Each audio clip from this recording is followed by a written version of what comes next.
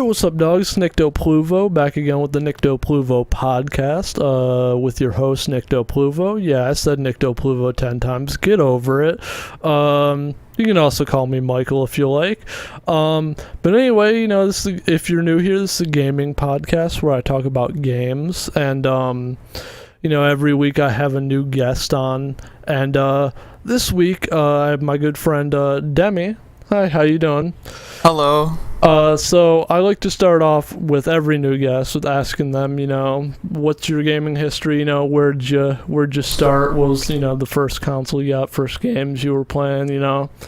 Well, I grew up with two brothers, so we got both the Xbox to start and the GameCube. But having two brothers, we had to get a lot of co-op games and games that could be played with two players, so I was playing a lot of fighting games, a lot of party games, Mario Party. Okay, so Mario Party. Yeah, Shrek 2 was a big one back then, and from there it went on with just my love of party games. I like games that could be played with more than one person, because then everyone's getting in on the fun, and that's what I enjoy nowadays. Yeah, so I started off very similarly, and if you guys listen to the other episodes, I feel like I always mention it a lot, and you guys are probably fucking tired of it, but I started with the N64, very similar. I got a couple party games. My two older sisters, I think they were the one that were like, yo, let's get an N64, because I was like super young at the time, so I didn't know what video games really were. So we got like Mario Party 3, Mario Kart 64, and like Kirby and the Crystal Shards, and that's like the only one that wasn't a party game. But I mean, there was multiplayer modes on there. They weren't super fantastic, but had a lot of fun with Super Mario 64 and Mario Party. So some of the games you started off with were, which Mario Party in specific, do you remember? Like Mario Party 6 and such. And I remember I wasn't too big into games during the GameCube and Xbox times, but when I really got into it was when I got a Wii and an Xbox 360. My brother got an Xbox 360. That's when I really started playing games a little more than I did before, because back then it was just, it's a pastime, it's something to do with my brothers, but my passion really started with the Wii and the Xbox 360. That's what it really seems like from like what I'm gathering from like other people's. It's like the first console you get, it's kind of just like, whatever, and then like the second one, like more like the first generation you get into is like, whatever, because like technically the second console I got was the PlayStation 1, and but like the N64 and the PlayStation 1 are both like the same era, so they're both the same quality of games. So like for me, it was like I liked those games, but I wasn't really like in it. But then like moving on to the GameCube is when I was like, this is really for me, Yeah. And it sounds like for everybody else I talked to in the other podcast days, it seems like they started off very similarly, where like the next generation after that they got into is like the one where they really got into it. So like when you moved on to the Wii and the 360, I know you really like Soul Caliburs. Yeah, so Soul I imagine Calibur. You played a lot of that, like the fourth one, I imagine. Any like Wii games that stand out? Well, it may not be the best Wii game, but Mario Kart Wii, it's often considered the worst Mario Kart, but we played a lot of that just because it was, 3-player, two brothers, and me. And I remember playing that for a long time. Some of the Godzilla games on the Wii. I've never actually played those, so they're pretty obscure. Tell. They're pretty obscure. So like, what's it like? Well, it's motion controls, which is very interesting. You would lift both arms to pick up enemies, and I remember you just throw punches, and a lot of the combat was very spammy, much like most combat-based Wii games. And back then I thought it was good. I thought it was really fantastic, but nowadays I would think, oh, no way, that's a total messed up game. Mechanically, of course. But it was fun. Me and my brother came back into it, and then obviously Smash Bros. Brawl got me very, very into Nintendo. That was pretty much what spurred it. So before that, you weren't really like much into Nintendo? Well, I played their games, but I wouldn't have considered myself a fan of Nintendo. I was playing Soul Calibur 2 on the GameCube, Shrek 2 on the GameCube, none of these Nintendo games. We had Melee, but I didn't really know what was going on with Melee. It was very hard to get into for a young, child, and yeah, that's pretty much it. I always figured you were like a Nintendo fanboy, much like me and Drew, because like all my other friends, like most of them aren't really necessarily Nintendo fanboys, but I feel like nowadays it's like me, you, and Drew are like, when a new Nintendo stuff comes out, we're geeking out about it. Oh yeah. So I just figured you were like started off with like a Nintendo console, and then you kind of just grew that way. I didn't really think, you started off not liking Nintendo and then, got into it. Because I always feel like people that like usually are super into Nintendo, like their first console and games they got were Nintendo games, so they became attached, Yeah. That is true. I wasn't the biggest fan back then, as I've already stated, but Nintendo has grown on me through the years, starting at these games that I thought were great back then.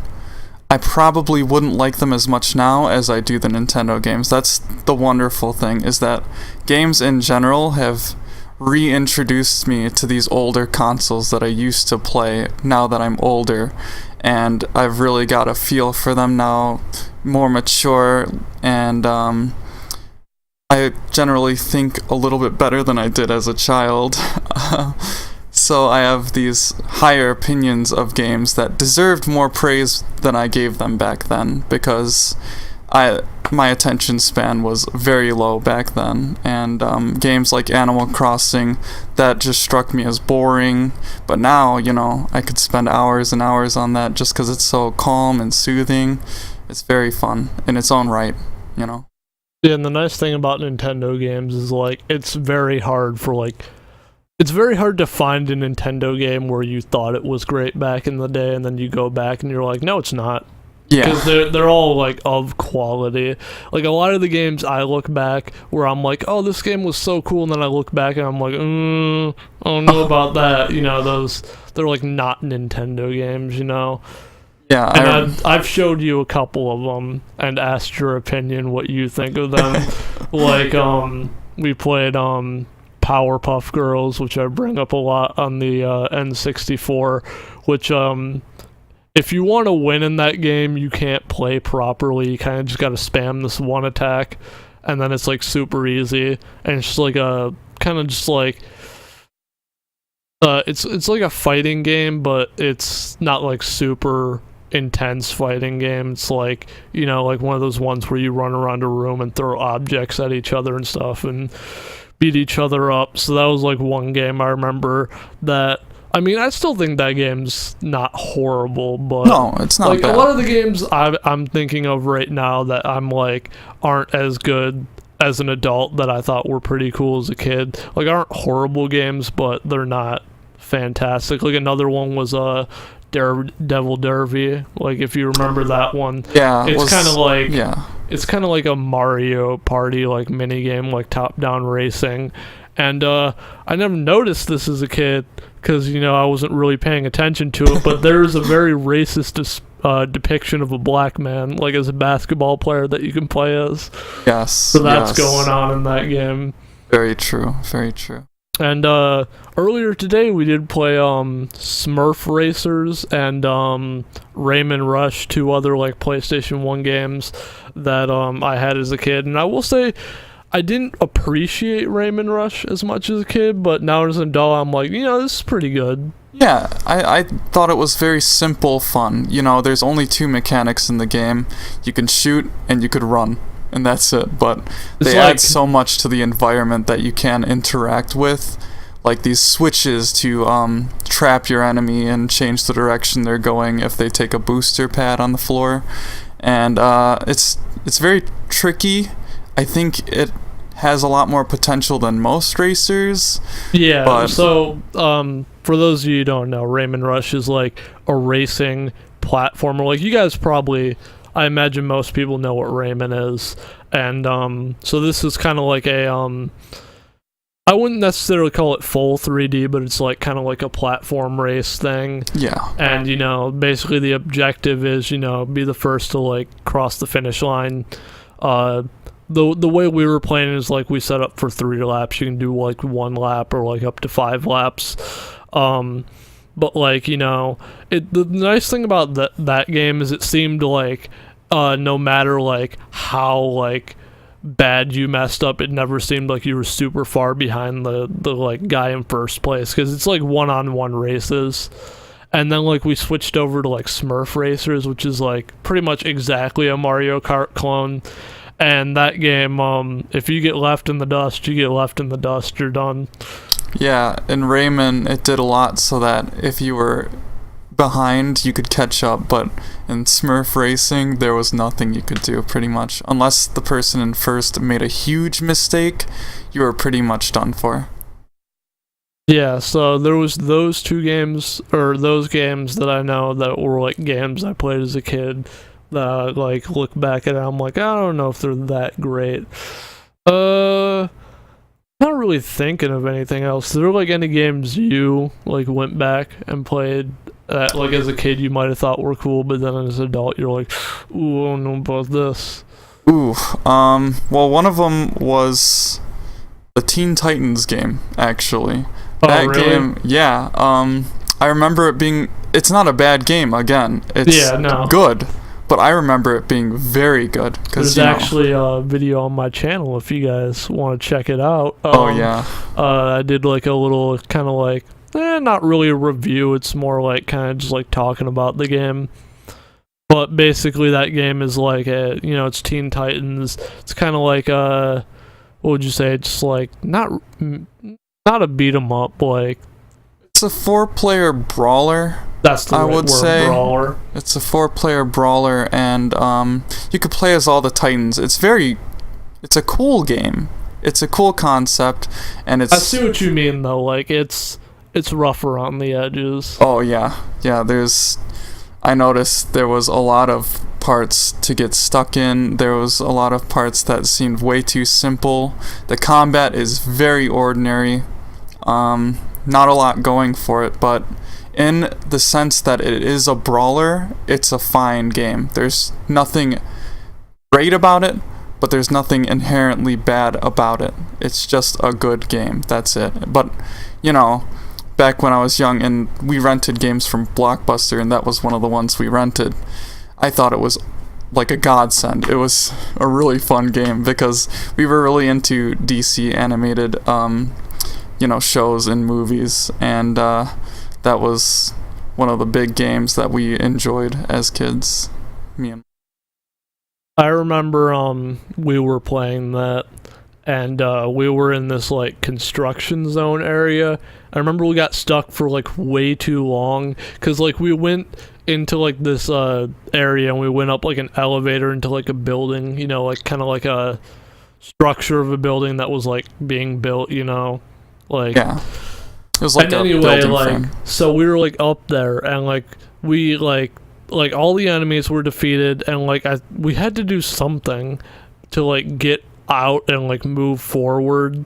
And like I don't know, I remember we were throwing like I think like barrels. Yeah, we were throwing a lot of barrels. I remember like I think I was playing as Raven, you were playing as Starfire, so we were just flying around throwing barrels and shit, trying to figure out what we were doing. But it's like one of those games where it's like, it's very easy to find yourself in like parts where you're like, what am I doing? What's the next step? Exactly. Yeah, it was just some obscure button. It was a switch way off in the distance, and we were supposed to know that we were to throw a barrel at that switch, but it was way out there, like out of your view. So that was strange. And I remember we tried throwing the barrel at it, but we missed sometimes, so we just assumed that it wasn't, we were doing it wrong. Yeah, it wasn't the switch, but it was, and then we found that out, and we felt like idiots. So yeah, no, we spent like a stupid amount of time on that. Yeah, that game, and I don't know. A lot of games I come back to, it's the nostalgia factor that really gets me. I played a lot of like really good games back in the day, just for rent, because we rented games from Blockbuster again, and they were a lot of good ones. I remember I really loved the Billy and Mandy fighting game for the game. That was fun. Oh, that was fun. We went back and played that, and I mean, like, that one it's very similar to like the Powerpuff Girls game I just described like a couple moments ago, except for I would say this game's a lot better. I remember every now and again you like switch scenes like into like a new area, and you know, it was just a lot of fun. I remember I played a lot of Fred Burger, of course. I just love that character. He's just so stupid and silly. I remember like the characters that I like playing as is like him, Fred Burger. I remember Billy being pretty good. And what's that one guy's name? Like the one guy that's like a demon and he's like black. No, just like straight black. Nurgle. Yeah. I think like I like Nurgle Jr. Yeah. Yeah, he was pretty fun to play. Yeah. You know, basically the pattern was, since we also watched a lot of TV back then, you know, animated shows and movies, we watched a lot of, you know, what I just said. I lost my train of thought, but anyways, that tied into the games that we played, and that... So you just played like a lot of like tie-in games with like TV shows and movies? Yes, and that made me remember one game that I thought was good back then, but I came back to and it was terrible. I just remembered it. The Ghost Rider game for the PlayStation 2. That game was... I think you mentioned that the other day. Yeah. Well, we mentioned the movie, but the game was so bad coming back to it, and I remember it's like a spectacle fighter, and it loosely follows the Ghost Rider live-action movies plot, but it was so bad, and there were barely any combos, and it was no fun at all. The enemies were way too easy at some points, and then at other points they were very, very difficult, like a brick wall, and just a lot of unnecessary difficulty spike. It was not a good time, but I remember loving it just because I loved the Ghost Rider. I thought he was a cool character. Some things changed. I'm gonna assume from what you just said that like a lot of the games you played in the past were like, you know, obviously movie, you know, TV show tie-ins. A lot of people seem to like be like, you know, movie tie-in games tend to be bad, and it seems like you're not really like going back on many games saying no, that was bad. So would you say that like there are plenty of like great movie tie-in games? Because I know a lot of people say that, and I could think of a handful of like movie tie-in games that are like fantastic. Yeah, I would agree. Most movie tie-in games, not so much, obviously. They're very much for money and cashing in on the movie, so not a lot of effort put into them. I can't think of any on the top of my head that are very bad because, again, I just seem to get lucky. I didn't play a game that I didn't enjoy back then, and I didn't play a game other than Ghost Rider that I don't enjoy now. And, you know, one of the big ones I remember was Simpsons Hit and Run. You know, that's another TV show-based game, and that one's also loved by many people. Yeah, I actually played that for like when I was doing Game of the Week. I did a video on that one as well. And I was actually surprised with how much fun I was having with it. Like I remember like I will say like it's a little bit more on the difficult side because it's like the missions are like very very tight with the time constraints. So like you have to be like cutting corners and stuff to like get there on time. And I just remember I had a lot of fun with that, and I thought it was like really silly because like you can go through like the nuclear power plant or whatever they have in The Simpsons, just like drive through the whole entire facility, which I thought was great. And then like I mean it's pretty much like a best way to describe that game is like GTA for kids, I would say. Oh yeah, totally. I mean I think it's rated T, but you know it's kind of GTA for kids. And yeah, you know, I was thinking about it just now. You know, a lot of the games I feel like I played that were movie tie-ins, like none of them were like horrendously bad. Like some of them, when I think back, I'm like they're not like the greatest game in the world, but I wouldn't say that are like horrendous.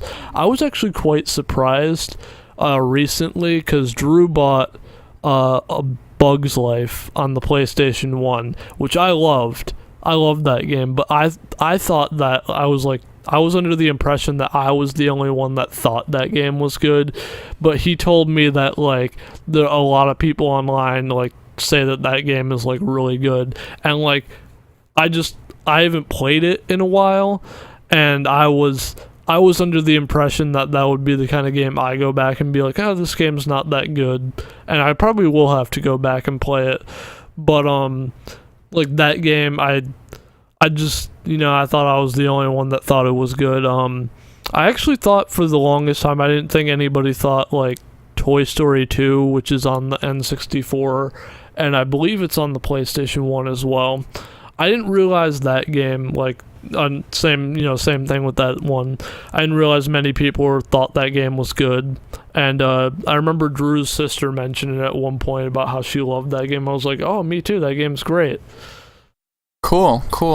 I will say, though, like, the only game that comes to mind where I'm like, that game's not fantastic, but I wouldn't say it's horrible, is, like, I played, like, the Happy Feet game. It was a lot of, like, rhythm games, and then there was, like, little missions where you, like, slid down, like, an ice mountain thing. And, like, it wasn't fantastic, but I wouldn't say it's, like, a horrible game. And then, I haven't played it in a while, but I always like to think that Ratatouille on like the GameCube is a great game. Yeah. And like I remember having a great time with it. Like there's like, you know, it's just kind of like a 3D platformer, you ran around, and I remember there was like cooking mini games that were like really fun, and then they had these like platforming levels called like Dream Worlds, which I thought were awesome. It was basically just like you find like a plate of food, and Remy just walks over to it, takes a good whiff, and then like goes into like a coma or something, and like dreams about being in these food worlds, and you're like pretty much just platforming on like food items, and it's like I thought it like aesthetically it's like really really cool. It's a really interesting summary of that. Dream levels. Oh yeah, I remember. I'm thinking about it, a lot of the movie games that like I remember playing, unless I blocked out the horrible ones, were pretty good. Because I remember like Ghostbusters on the Wii was really good. Like you kind of just like, I remember like vividly like going to like the hotel that's like in the movie and like hunting down Slimer and it being a lot of fun, and there was like the motion controls, and there was like the motion controls, and it was a lot of fun. Yeah. I remember one of the tie-in games that we just recently played was one of the Pirates of the Caribbean games. Oh yeah. That game is kind of rough on the eyes, but I would still say it holds up as a good game. Yeah, I mean, it had co-op, and any game that has co-op is a plus for me. It was very dry, there wasn't a lot to do in the co-op, but there were challenge modes I remember, and that was nice. There was versus, and not much going on with it, but that's another game that I remember having fun with, but I think that was more so just because of the company I was in. You know, some of the games have that effect where this is not a good game, but I'm having fun playing it with another person because it's stupid fun type. Yeah. I remember like the thing about that game is like it was like really cool because it had like a good a story mode, and like it started off with like Pirates of the Caribbean 2, and you worked your way to like at World's End, and like I mean like the combat was kind of just you walked around, you swing your sword and like hit things, and you had like your pistol and like bombs and stuff to throw, and like you know it was very simple in combat, but it was like really fun. Then they also had like gambling and stuff in some of the cities you went to, and like I had a lot of fun playing like a liar's dice, which just like they called it pirate dice, but it's liar's dice, where you just kind of like try to guess how many like of the same number on the whole entire table, only knowing what's in your cup. And like I remember I spent a stupid amount of time gambling with that. And then like the challenge mode was really cool because like I really like games that have like challenge modes where like you know you can unlock more things, and there was like a bunch of characters you can unlock, and that it was you know you can unlock like all the extra characters, all the main characters and stuff. And then like I think the challenge modes was always like there was one where you just straight up beat enemies. I think there was one where you collected gold, and then there was like battle ones where you like one-on-one people. I remember those ones. We did like a couple of the one-on-one ones, and like it was like really cool because like in the level there's environmental things you can interact with and like throw like pots and shit at each other. Yeah, fruit. You could throw fruit at each other. I remember you could kick like the wheelbarrow over and like, you know, stun people. Yeah, I had a lot of fun with that one. Did we play much of Lego Pirates of the Caribbean? Not too terribly much. You know, I was never really into the Lego games.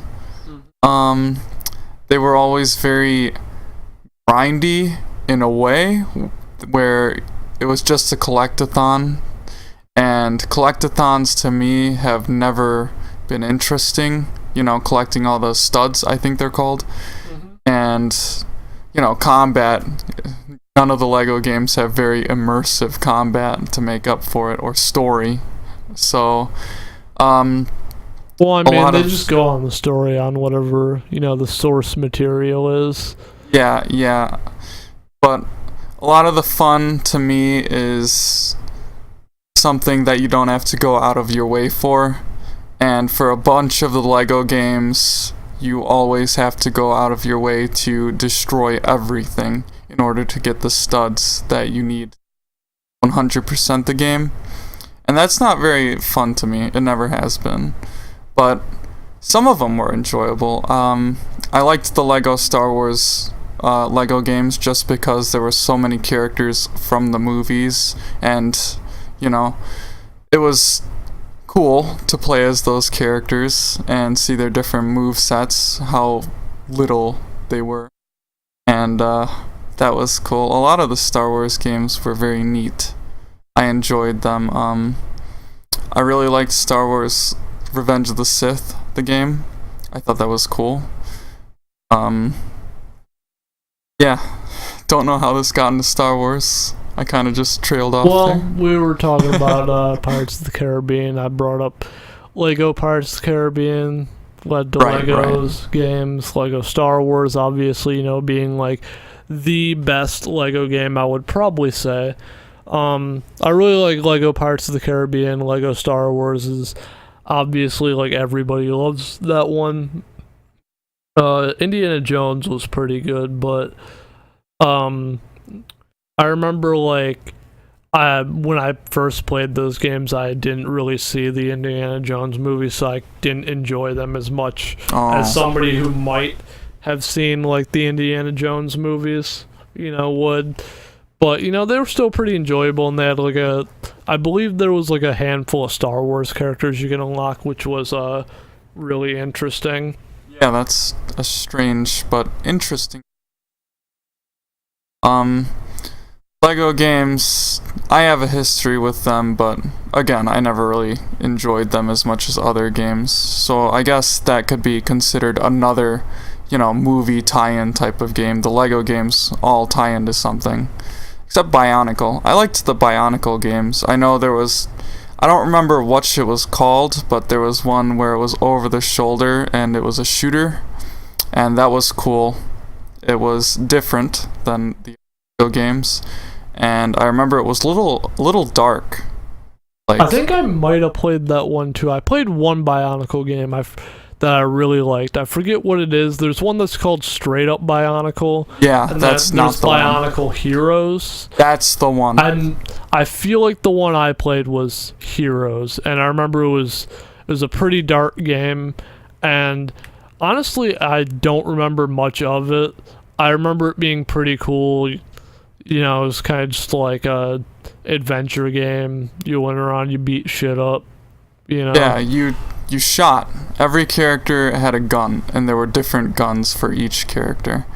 And, I don't know anything about Bionicle themselves, but the gameplay was satisfying. It was just over-the-shoulder shooting. You never got into, like, the Bionicle figurines or whatever? No, none of them?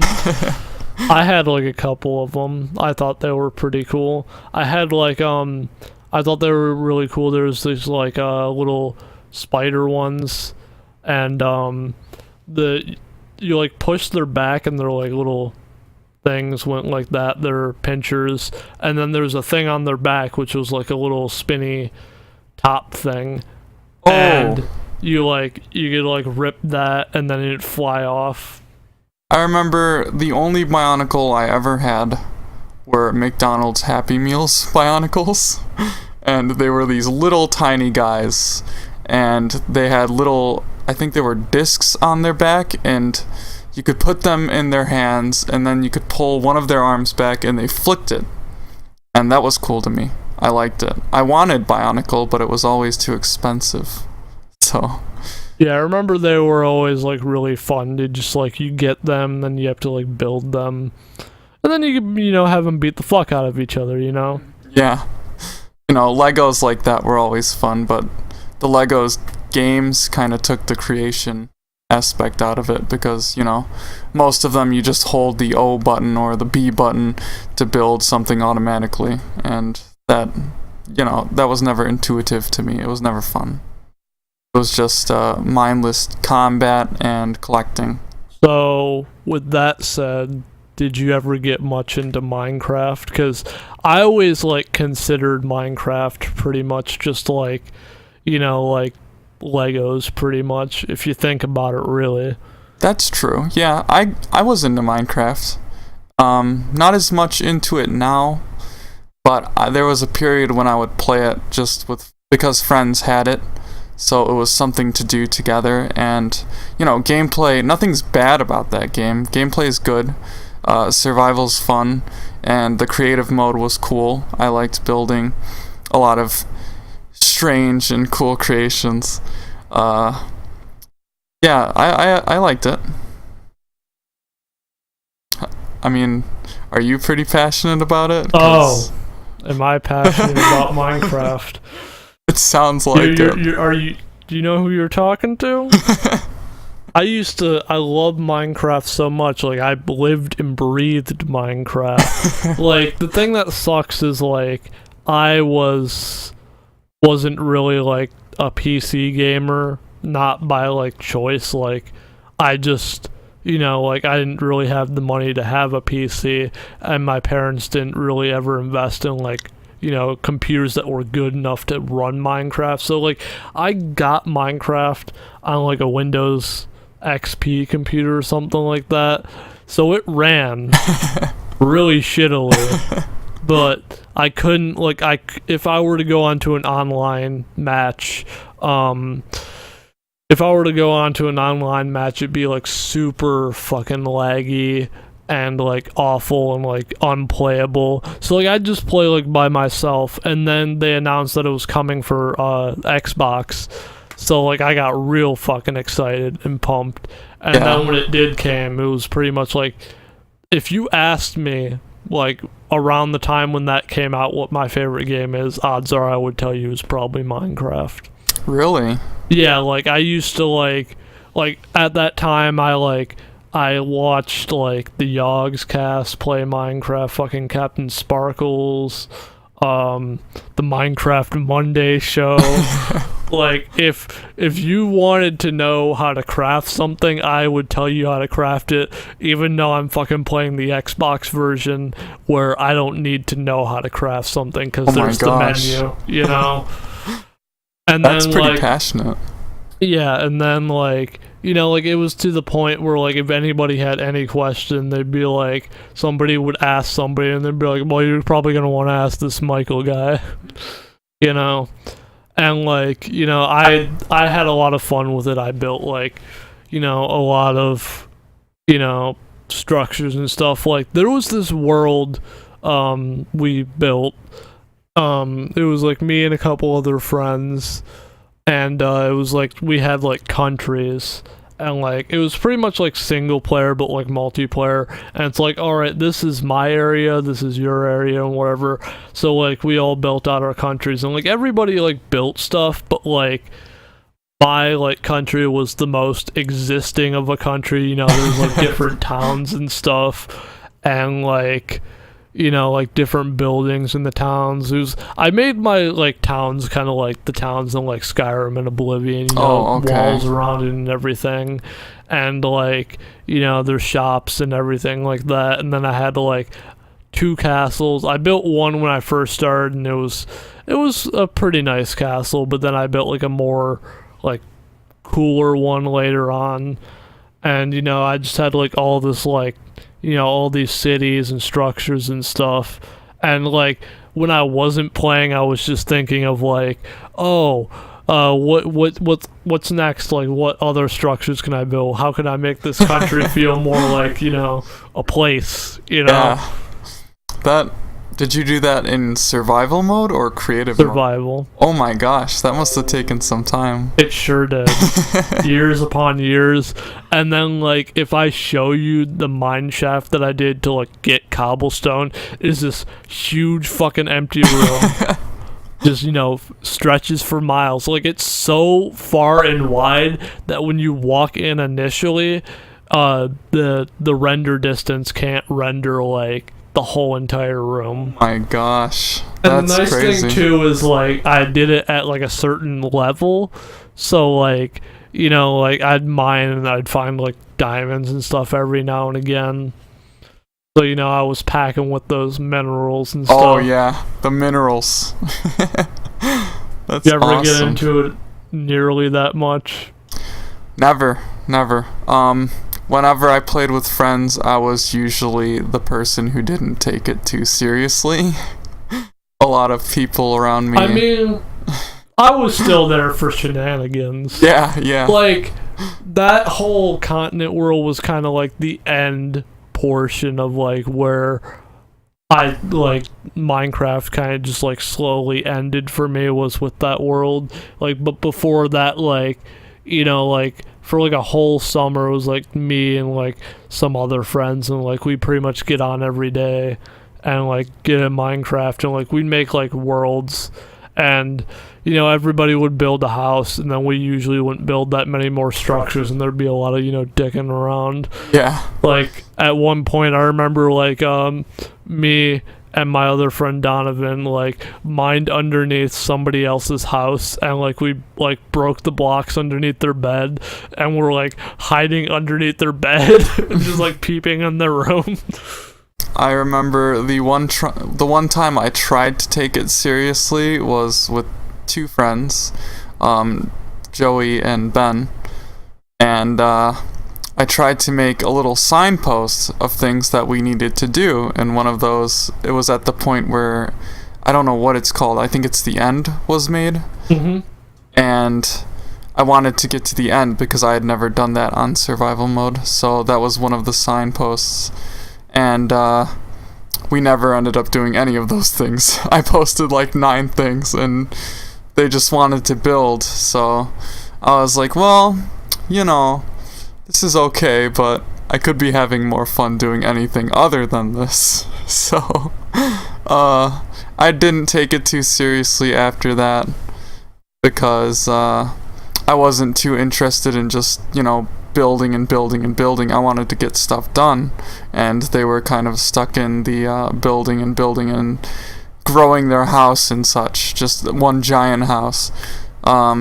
So I just ended up mostly looking around the world and seeing what was new and looking through the biomes and such, trying to find a place where I could set up a cool house.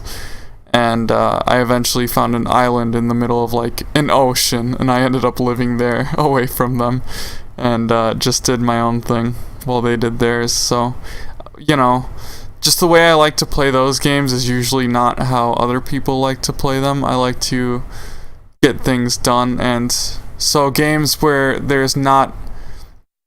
doesn't force you to an end goal. Open-ended games where you just build and do your own thing.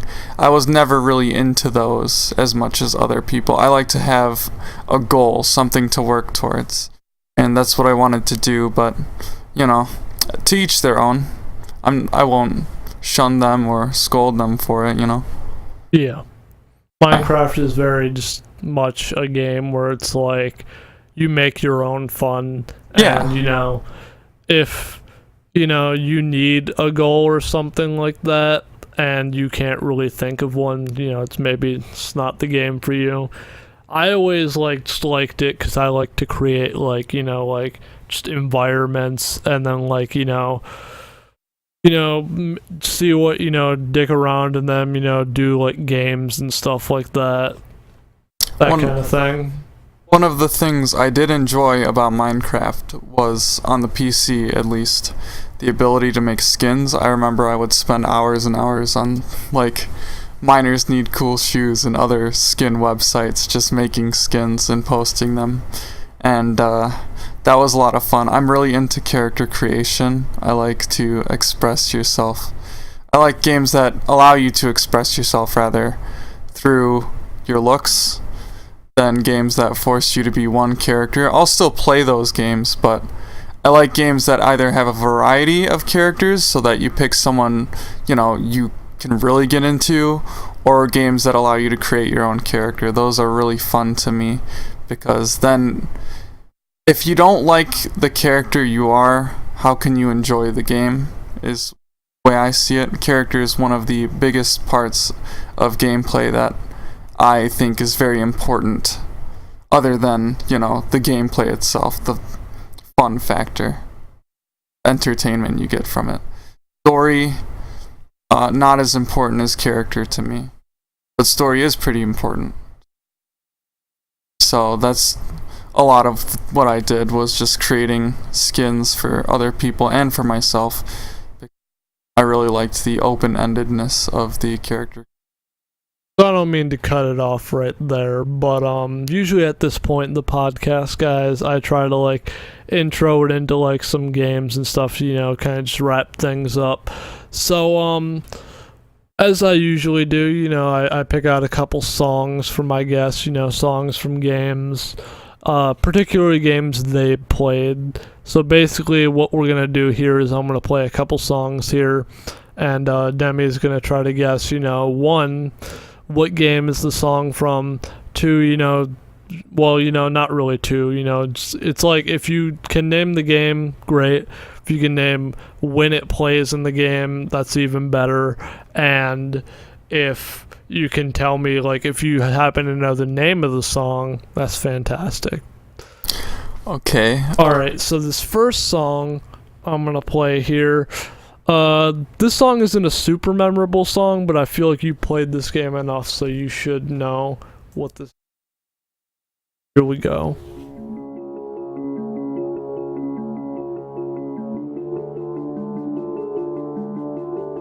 Okay.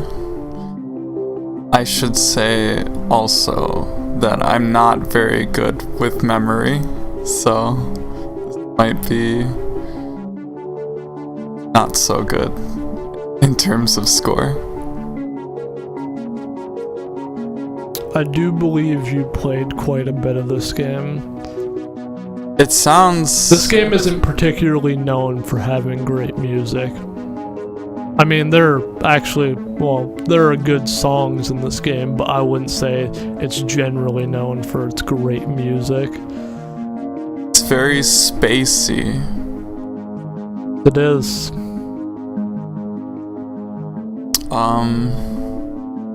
Is it... I want to say Metroid, but I know it's too, like, smooth for a Metroid song. Well, it's not Metroid. I can't tell ya. I don't know this one. This is actually from Portal 2. Oh, okay. And this song plays... it mostly plays in, like, the co-op kind of test chambers and, like, custom test chambers if you do that on the PC. And it's, you know, a lot of just mundane background music. Yeah, a lot of Portal is very abrupt. Yeah, you know, like there are recognizable songs in Portal, but generally not really. All right, so don't really have a comment on this next one. So the beginning of this song isn't super recognizable.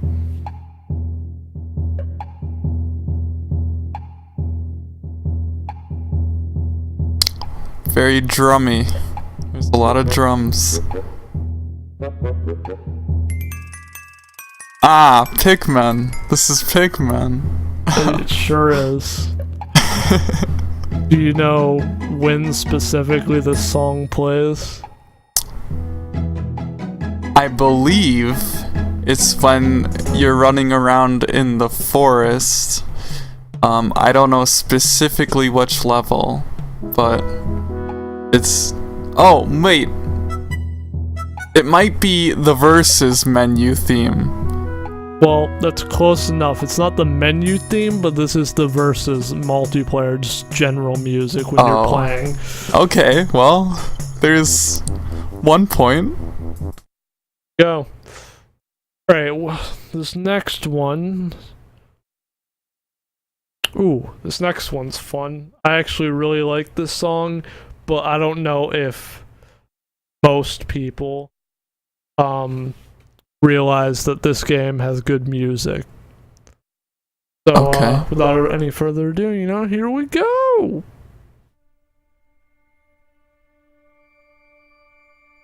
This is another game where it's not very known for having good music, and generally, other than this song, this game doesn't really have great music.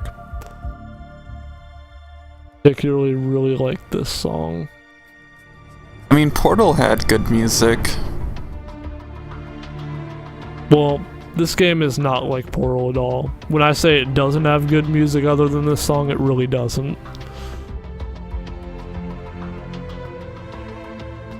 Gosh, it sounds so tactical. Well, that's because it is. Yeah. Sounds like... It sounds like it could be a Call of Duty game. Well...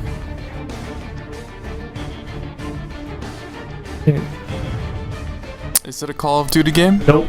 No?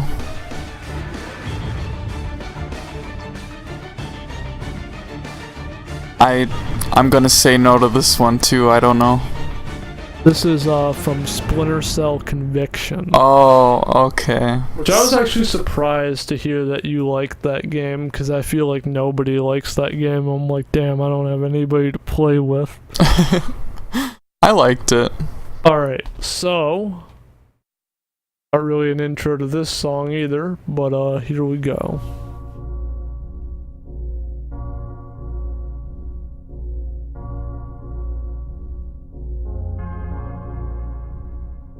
This is definitely horror. This is Silent Hill, I think.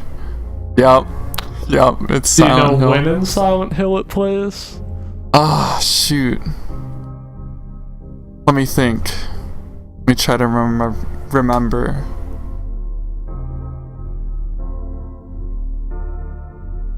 It sounds like...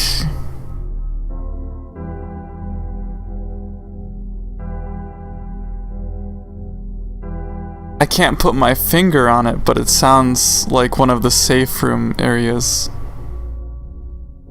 Is it a safe room song? Because I might be confusing them with Resident Evil. I mean, there are no enemies in this area. I think maybe it could be considered a safe room. Specifically, I recognize this song from the church. And there isn't any enemies in there, but I also think it plays in areas where there isn't enemies that you wander around in. The church, that's right. Okay. Alright, next song, here we go.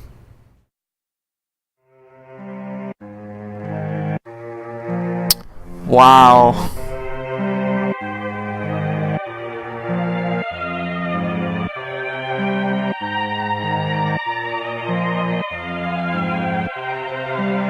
This one kinda makes me feel nostalgic. Is this also Silent Hill? No. No?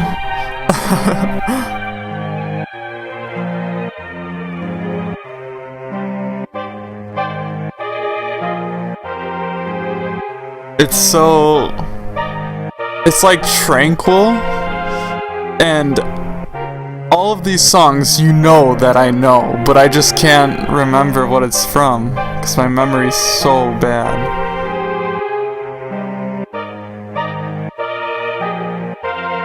I can't remember this one either. This one is, you say this makes you feel nostalgic, which I find funny, because this game, as far as I do know that you didn't play this game as a kid, so you shouldn't feel nostalgic for it. Yeah. This is actually from Chibi Robo. Okay. And it's it's the giant robot one. It's the big Robo. Yeah. Yeah, the Geiger Robo. For him. Oh my goodness. Alright, this one might be... If I just take a guess, which one will probably be the hardest for you? Probably be this one, so here we go. Or not, I don't know, who knows. Is this... Sounds like Mario Party. Hey, Mario Party.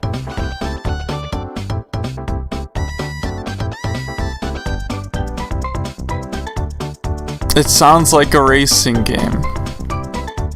Can you at least tell me if it's a racing game? It is a racing game. Okay. So I at least want to get a half a point for this one. So... It's the selection screen, I believe. No? Not a selection screen. Oh. Okay. I'm gonna go out on a limb here and take a wild guess at this one. And I'm going to say... Pac-Man Racing? It is not. This is from Diddy Kong Racing. Diddy Kong Racing. I would say probably, I feel like that song is probably the most iconic Diddy Kong Racing songs. But that's gonna hey guys, how you doing? That's gonna conclude that segment, and wanted to move on to Super Fight. So basically what Super Fight is, it's card game, argument based card game. So what's gonna happen here is in a moment, me and Demi are gonna draw from these two decks. We have a white deck and a black deck, and so the white deck is character cards, the black deck is attributes, and what's gonna happen is from these 3 cards we pick from each pile, we're gonna pick a character and an attribute, throw the other 4 cards away. And then we get another random attribute. So then from that point, we'll introduce our characters, like this is who we are, this is, attribute number 1, attribute number 2, and then we will proceed to say why our character would win in like a fight. And now the way this game is supposed to work is it's supposed to be 2 people arguing, and then there's a third person that judges, and says, all right, well, obviously, this person's had a better argument, they got a better fighter, so they win. And since, there's only 2 of us here, that third person is you guys, the audience. So, you guys can just write a comment down, in the SoundCloud or the YouTube, comment section saying, oh, obviously this person wins. And then, if you want, you could say why. And so anyway, here we go. Yeah, hopefully this will make you guys laugh a bit, if not entertained. Maybe we'll get a few chuckles. Alright, Michael's just dealing out the cards now. Ooh. So you may notice some of these cards are orange, and that's because I mixed in an expansion, like a nerdy expansion, since it's a gaming podcast, thought I'd add a couple of those in here. So, right now we're just gonna pick our, weapons. Okay. Or our weapons or characters, sorry. I'm just trying to figure out who I wanna be here. Yeah, there's some pretty good ones here. I'm gonna go with well, I'll tell you what, I don't want to be a liger, so I'm gonna throw it out. And honestly, I don't want a flaming tutu, so I'll throw that out too. Why wouldn't you want a flaming tutu? Well, I got better cards here. Oh, okay. I also don't really want to blow 200 mile per hour fast wind. So that's who I'm not gonna be. All right, so I got my stuff nailed down here, and I'm just gonna, when I draw my random attribute, I'm not gonna look at it until I announce my character, because I just feel like it'd be more funnier to hear my live reaction of what my random attribute is. So I'm just gonna go grab that card right now. Okay. And I think I've nailed my choice too. I accidentally did read my random attribute. I just completely ignored what I just said. Oh, Michael. I'm dumb. Well, whenever you're ready, I'm ready. So. Alright. Now I am going to pull a random attribute card now that I have my 2 inning cards. And I will not look at mine. Alright, so I get to pick a sci-fi character, so I'm gonna pick Han Solo. Oh, okay. And he's got a nail gun. And my random attribute is I'm throwing burritos. Oh, very good. Very good. That's a tactical advantage right there. Yeah, I'll never be hungry. Yep. Ironically enough, last time I played this game, the throwing burritos card was also pulled, so and used.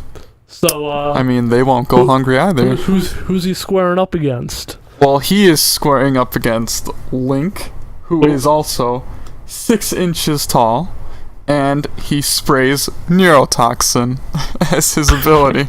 A 6-inch tall Link just running around spraying neurotoxin. I'm gonna assume you didn't pick the 6 inches tall one. No, I didn't. I did pick the 6 inches tall one. Oh, so the neurotoxin just happened to happen? Yeah, that's just completely random. Very interesting. I'm Han Solo over here. Got a nail gun, You guys have seen Star Wars, I'd imagine. He's a pretty good shot. He's also got the burritos, If he's 6 inches tall, You know, a burrito's more than 6 inches. That's true. Well, maybe about, depending on the size of the burrito. So I could easily just knock you out with a burrito. And I got a nail gun, alright? But that just means that our 6-inch tall Link will never go hungry because there's so many giant burritos around him. Imagine if you were 6 inches tall and I threw a burrito equal to your size at you. Well, and then I shot you with a nail gun. That would be pretty deadly, but I also have neurotoxin. And, you know, that's gaseous, very deadly. I mean, I don't have to get close to you. I got, like, projectiles going on here. Yes, but a 6-inch tall Link, with all of the knowledge that Link has, dungeoneering. Link is a boy. May I remind you, Link is a boy. I think, considering the fact that he's traversed so many dungeons, I think that he could get around a measly burrito, being 6 inches tall. I think that he has. I mean, that's more true, than but capable. I still got this nail gun going on. That's true. And worst comes to worst, I got a crazy Wookiee on my side. That's true. This is very true. Well, if we're considering what the character has as well, Link has bombs. Link has 6-inch bombs. Or at least comparable to a 6-inch person. Tiny bombs. Blowing up under your feet. Alright. I'm just thinking this size is killing you, but we'll move on. You guys let us know in the comments. Yeah, it was a hard one. Alright, let's pull again. Okay. Just pulling our characters here. Start with 3 character cards from the looks of it, and I believe 3 attribute cards. So, and then we get to pick which ones. Let's see what I got. All right. Also, if you get a card that says pick a character, try not to pick somebody that's like super OP, like Superman, because that's just not fun. Okay. Did you get Superman? No. I was saying, like, there's some cards where it's like, oh, pick a, superhero or something like that. If you pick Superman, that's not fun. Oh, okay. Alright, well, I'll tell you what, I'm not going to pick my attribute as has one tiny baby arm. Oh, God. Throw that out. And in a spacesuit's pretty dumb, so I guess I'm going to have to be with that attribute. Okay. Okay, well, this time I'll name off what I'm dropping. I'll go with him. This time I won't be an idiot and look at my random attribute. Alright, well, this time I will name off what I'm dropping here. Just so you know. I don't want a character that's morbidly obese. That seems like a hindrance. That's because it is. Is radioactive, seems good. But, if he is induced with that sickness, then, that could be deadly. The Goblin King seems like a good card, but I definitely have better. I immediately thought of, like, a Rat King. You said Goblin, but I immediately thought of Rat King. I was like, that's just gross. I love goblins, but they wouldn't be very useful in a fight, especially the king. Obama. Obama's not the most tactical person in the world. So. Did you name like 3 character cards already? No, I named 2. Goblin King and Obama. Oh, I thought I heard another one, and I was like, how many character cards did you pick up? So that leaves me with this character card and this attribute card, and I will pull another random one right now. Well, you want to introduce first since I introduced first the last time? Okay. My character is a disembodied head. So interesting. Right off the bat, you can't hit him because he is a head. He's small. Again, has the height advantage or disadvantage depending on the way you look at it, but I like to think that he rolls around. Armed with a kitten cannon. So he has a kitten cannon, I'm guessing somewhere lodged in his brain, just so he could use it. Maybe cybernetically engineered into his disembodied head. And then the random card I pulled controls magnetism. That works because he's armed with a kitten cannon. So maybe he could use his magnetism or ability to control magnetism to use the kitten cannon efficiently and shoot kittens. Well, I'm Zeus, alright? Oh, okay. Alright. And, I can control gravity. And, I'm armed with an impenetrable shield. That is harsh for kittens. It sure is. I'm just throwing lightning bolts over here, controlling gravity, impenetrable shield. I'm gonna go out on a limb here and say that this one doesn't even warrant the audience's choice. This seems like a very one-sided choice. But, go ahead and pick anyways. I'll just drop the mic, Zeus over here.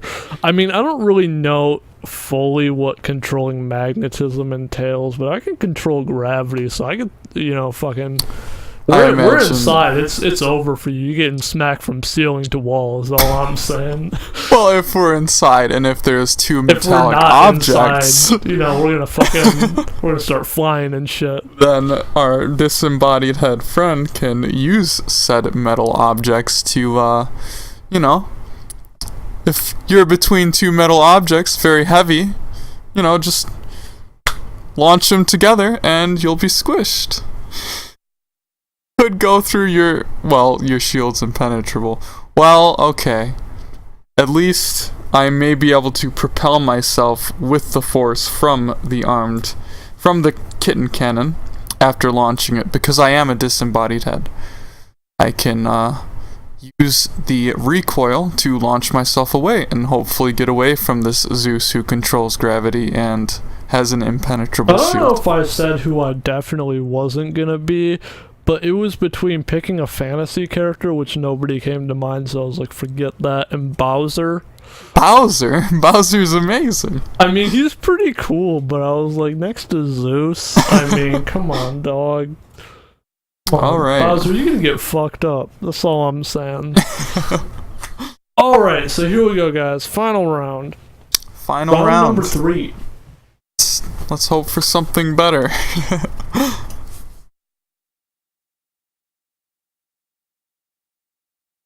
If we were doing something that was less serious and more based on which is funnier, I think I took that round.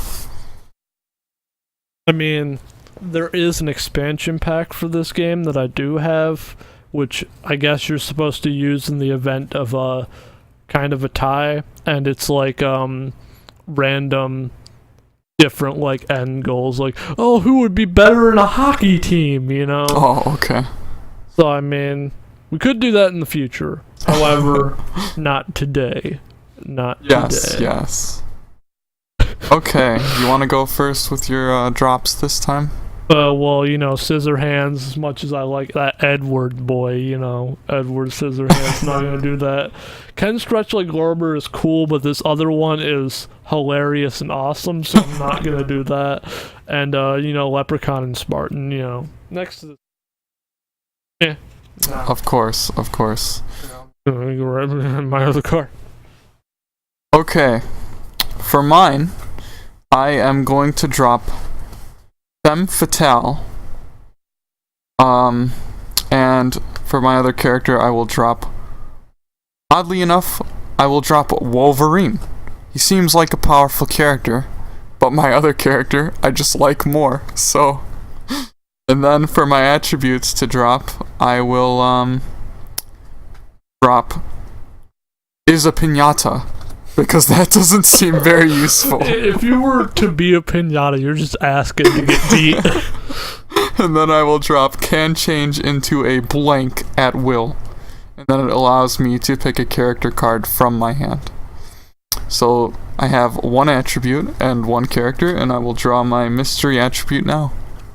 Alright, well, I'll go ahead and introduce my person.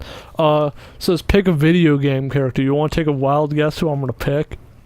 A wild guess? A wild guess. You really like Pikmin, but I don't think you'd pick Olimar. Yeah, no, Captain Olimar's going to get fucking squished. So, I I don't know. Harry Mason, Silent Hill. Just kidding. Oh, okay. Sam Fisher. Sam Fisher, pretty deadly. He's throwing bears. So yeah, he is deadly. He's throwing bears. And he's also wearing a tinfoil hat. So, you know, he's losing it a little bit, but he's throwing bears from the shadows. Those bears could also be deadly to him, though. They could come right Why back. do you think I'm throwing them? Okay, well, for my hero, I chose Mr. Rogers, the only choice for a hero. Okay.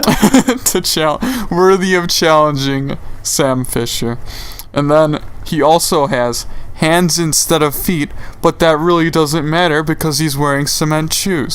So his hands are locked in cement shoes. Alright, so basically what I'm getting out of this is you're not very mobile. Alright. Okay. Well, he even if you were, I'm Sam Fisher. I'm hiding in the shadows.